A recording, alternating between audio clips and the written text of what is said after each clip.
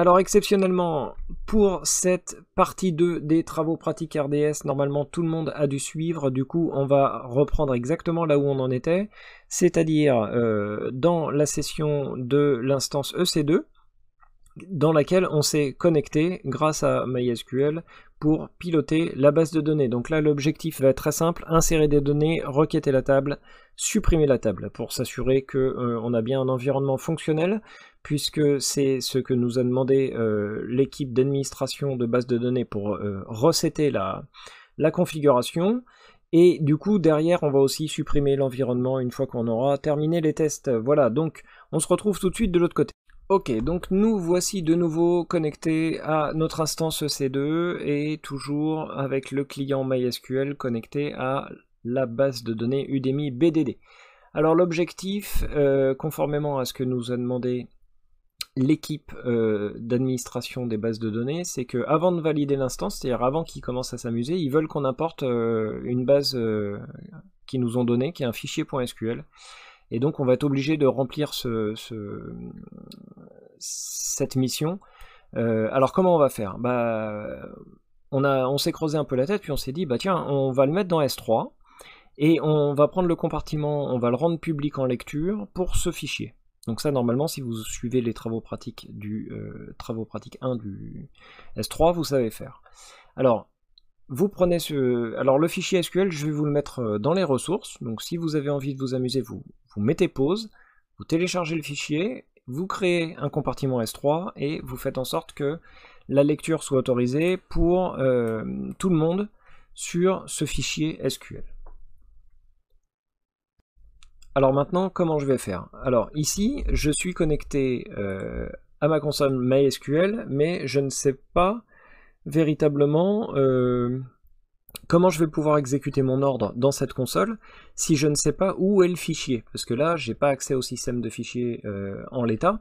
Pour y accéder, je suis obligé de faire un anti-slash point d'exclamation et ensuite de taper mon ordre. Alors là j'ai tapé ls et tiens, je me rends compte qu'il y a un speedtest.py qui me dit quelque chose, donc je pense que c'est le sous-dossier TMP, donc je vais faire un ls/tmp pour voir, voilà, il y a le même contenu, donc c'est bon. Donc là maintenant je peux faire un quit, je sais que je reviens en fait au système Linux, et là ce que je vais faire, c'est un wget directement de mon fichier. Donc là on voit bien que je suis dans le dossier courant TMP, et je vais faire entrer. Donc là, hop, ça y est, ça a été téléchargé. Donc si je fais un ls, je vois que j'ai bien mon Udemy BDD SQL à la fin de la ligne. Donc maintenant, ce que je vais faire, c'est que je vais me reconnecter en MySQL avec ma commande MySQL-u adm001 -h, mon point de terminaison vers mon instance RDS -p, ma base de données, je fais entrer, il me demande mon mot de passe, donc là je me retrouve de nouveau connecté, et j'ai mon fichier SQL qui est bien présent dans mon système de fichiers.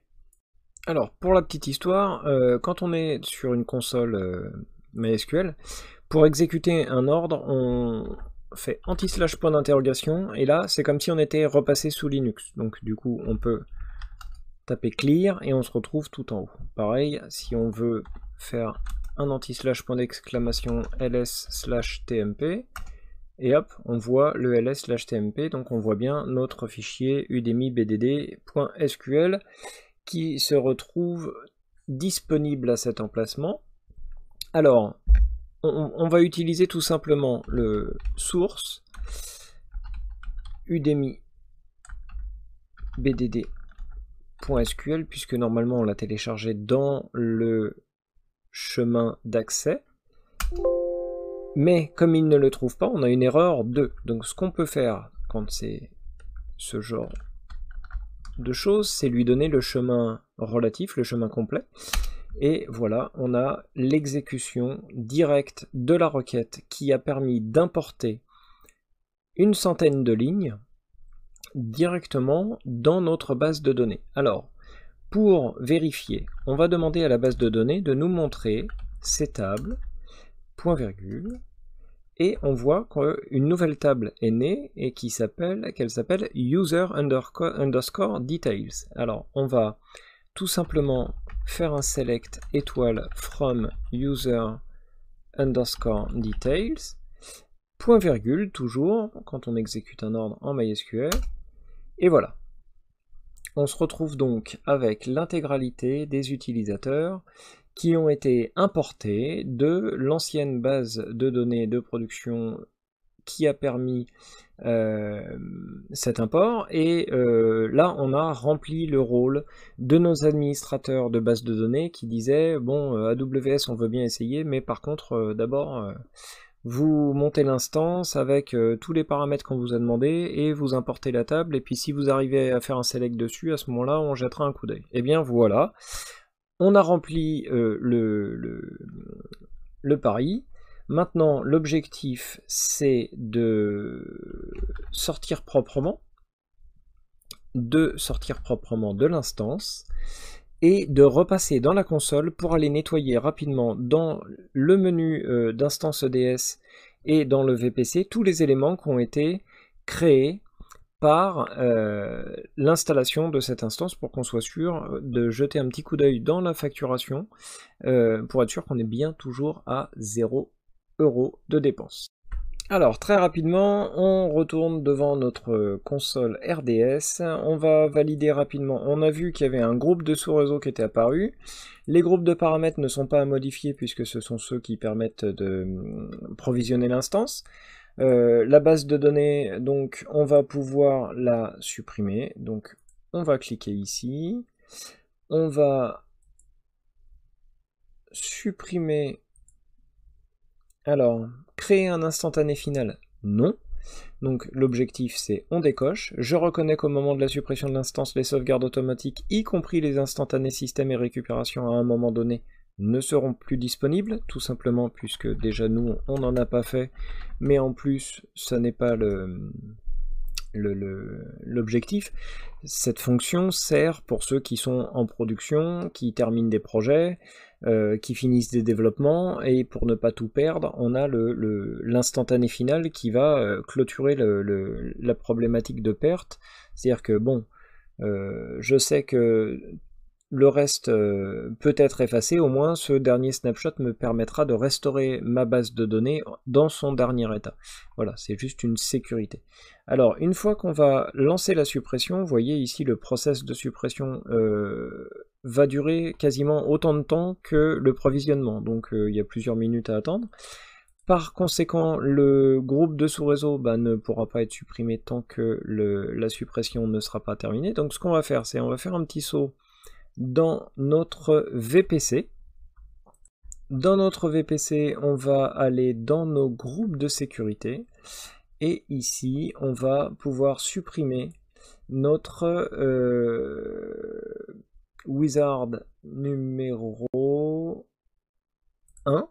Voilà, donc moi j'en ai deux, mais vous devez en avoir un seul, donc ça doit vous poser moins de problèmes. Mais par contre, on va peut-être se retrouver avec la même contrainte, c'est-à-dire que tant que l'instance n'est pas intégralement décommissionnée, on va avoir un petit souci. Alors qu'est-ce qui se passe quand on essaye de supprimer le groupe de sécurité?